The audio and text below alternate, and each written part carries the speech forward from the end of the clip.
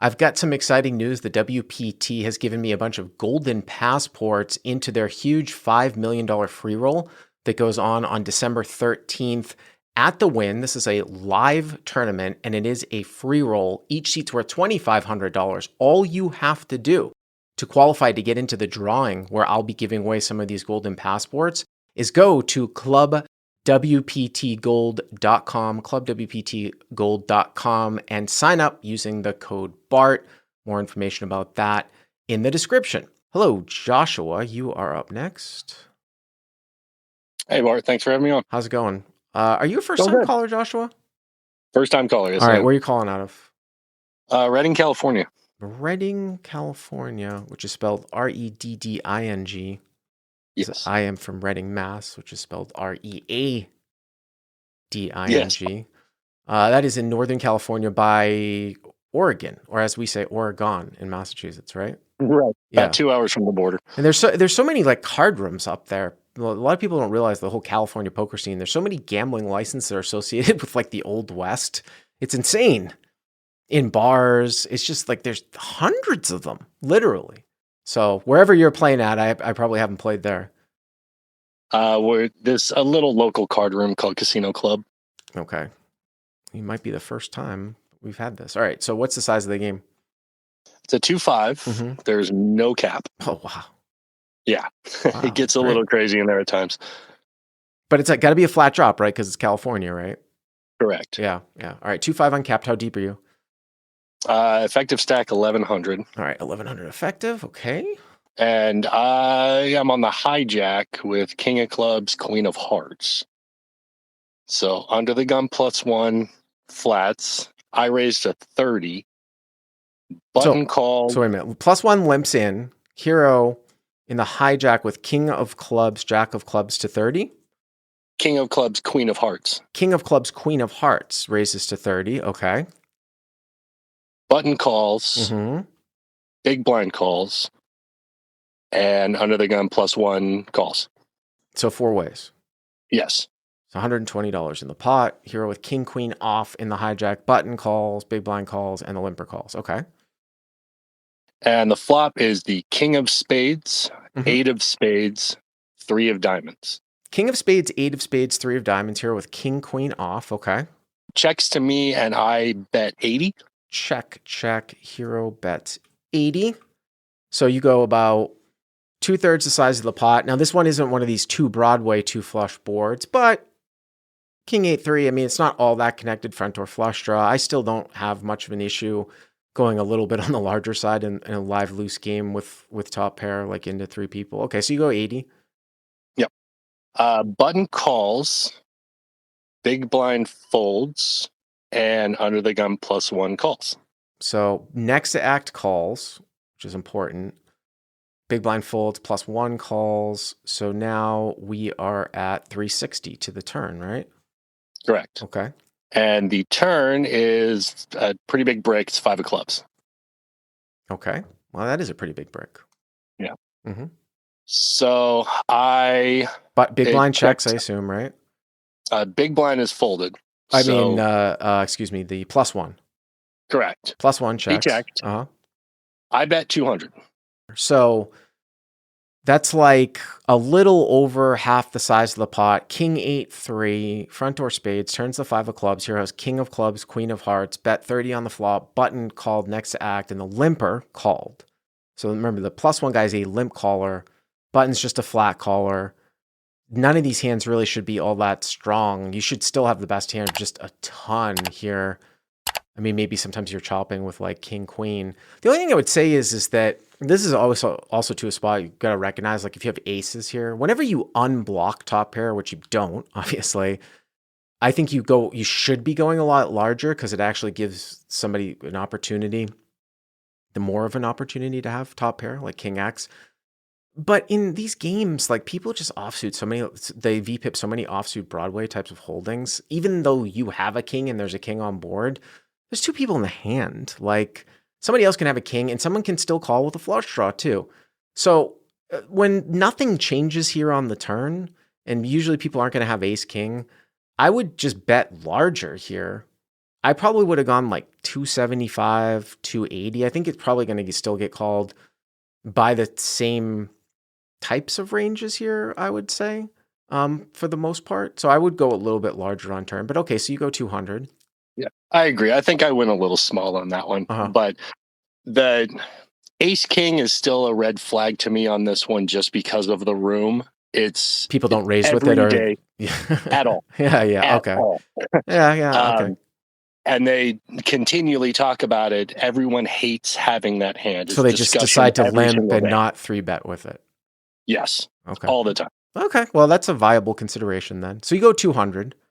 I do. The button very quickly calls. By the way, though, even though that's true, what you just said, it still doesn't change the fact that if you bet 280, you're still getting called by flush draws and weaker kings. You know, again, and it's like, sure, let's say that they flat or don't 3-bet 75% of the time with ace king. Like, let's say it's that high. The fact that they haven't raised or 3-bet cuts out 25% of the ace king combos because we have that information. So hero bets 200, button calls again. Yes. And this time under the gun +1 folds. And this was the hand that I was specifically trying to target because of the type of player that he was. Oh, you thought he limped in with like king jack off or something like that? It's not uncommon to see him limp in. I mean, he could have had like ace 7 right here.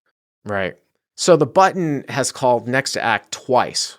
One time on the flop with 2 people behind him, and then one time on the turn with 1 guy behind him, which is just he has to have something. Usually that's going to be top pair, or it's going to be some sort of flush draw. I mean, there weren't any other straight draws that were out there. And then even if he like pieced off with middle pair, which he's really not supposed to, like on the flop, you're still betting again with a guy behind him. You really should be folding out anything but a king now or a flush draw. Now you say you have it in the back of your mind here, ace king. Even with a limper and you raising, they'll still flat with ace king on the button, Pre? Yeah. I see it every single day. Okay. Well, the pot's 760. Yes. And then the river came the 3 of hearts. That's a pretty big brick. I thought it was a big brick. So, king 8-3, 5-3, and the pot is 760 here. And now you're left with a scenario, let's just say, just for the purpose of this exercise here, that he doesn't really have slow plays because of the fact that, you know, on the flop, there were 2 people behind him on the turn, right? So you should have the best hand here a lot, unless specifically he has ace king. So you try to figure out this river. Like if you hadn't told me about the fact that sometimes these guys flat with ace king, you're left in a situation where the guy's got one of 2 hands. He's got a busted flush draw, or he has a weaker king than you, or the same king with king queen, right?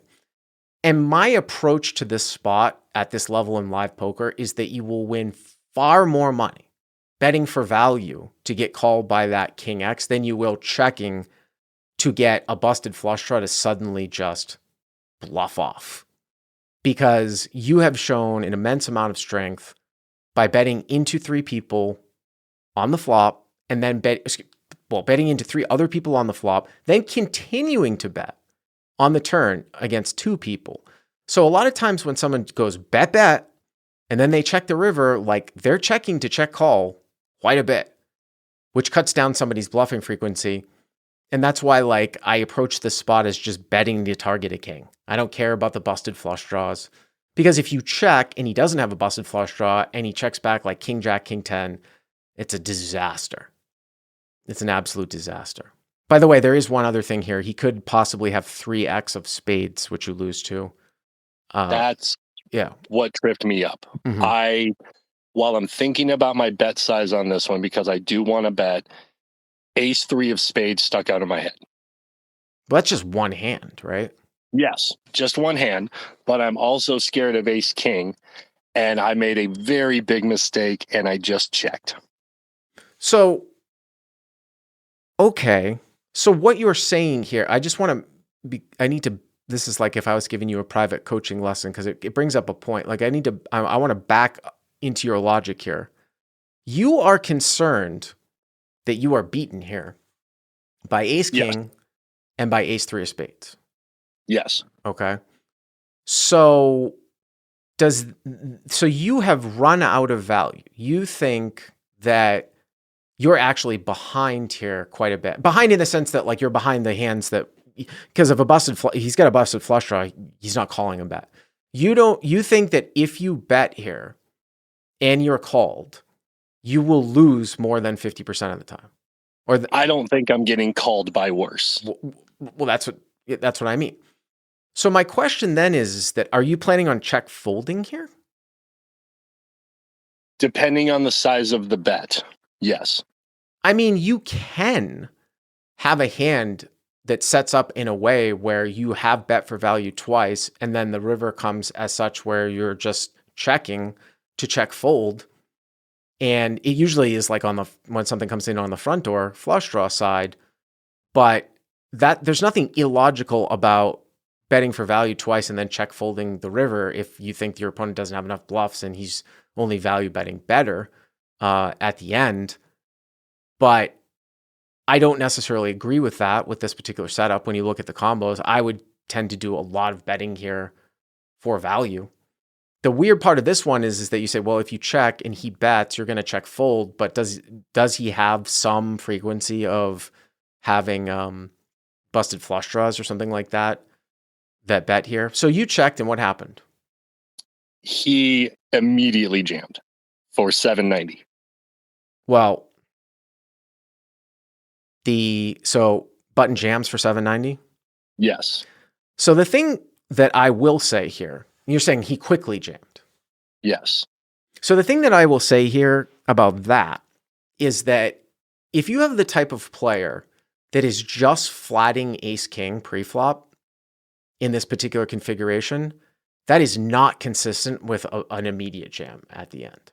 So I think we can take out ace king from his range. Now, if you were to say like he took a while and he bet 400 or he bet 350, even though people don't like value bet thinly in live poker, this is a board where ace king, any idiot can value bet ace king when he checked to him, right? On king 8-3, 5-3. But you're saying he immediately jammed for 790? A couple of seconds. Yeah. Just a couple of seconds. See, the thing, it's just like on paper, people will be like, yeah, he could just jam ace king. But again, from that little backstory though, that type of player doesn't just immediately jam 790 with ace king. And the reason why I feel like that's so important is that if you take ace king out of his range, now you're just left with ace three of spades and a bunch of busted spade draws, right? Unless he's slow playing. So yeah, I didn't really put him on a set at this point. I feel like he would have shown a little bit more strength unless he was just letting me do the betting for him. And by the way, he's never value betting anything that is worse. We know that. I don't think he even has ace king here. So you're left with, like I said, 3x of spades, ace three of spades. I don't know, 4-3 of spades. 5-3 would have been two pair on the turn. I don't know if that would be a big hand just to call. 5-3 of spades. So 3x of spades, and then the slow plays, we already broke down where I thought it was kind of unlikely to slow play. So here's my take. My wrap here is that if I throw out ace king because of the speed of the jam and just it doesn't make a whole lot of sense for that type of player to do that, and then I don't think there's many slow plays because of the multi-way nature of the board, then there's not enough value left here for me to fold.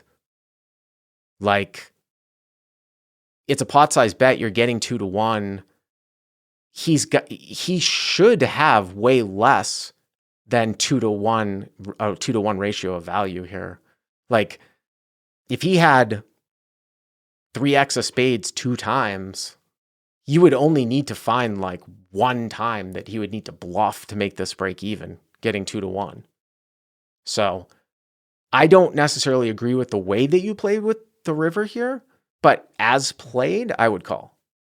Probably pretty quickly, too. I tanked for a good while on it. and I did end up making a fold. Fold. Uh-oh. I did.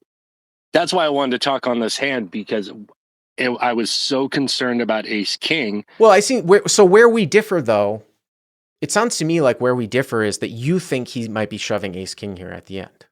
Yes, and that's I wanted opinion on that. Well, I think it's a live thing. I'm giving you my live experience thing. Again, I'll repeat it again, is that the type of player that's not going to 3-bet ace king pre is not going to be the type of player that's going to instantly jam ace king when check 2 here at the end. I mean, that's just whether you call that a feel thing or a thing. Did you ever get a reveal, by the way? He immediately turned over ace jack of spades. Yep. Yep. Well, there it is. I hope you got what you were looking for from that call. Yeah, I did. Especially on the ace king thought process. Yep. All right. Thanks for the call, Josh. I appreciate it. Thanks. Appreciate it.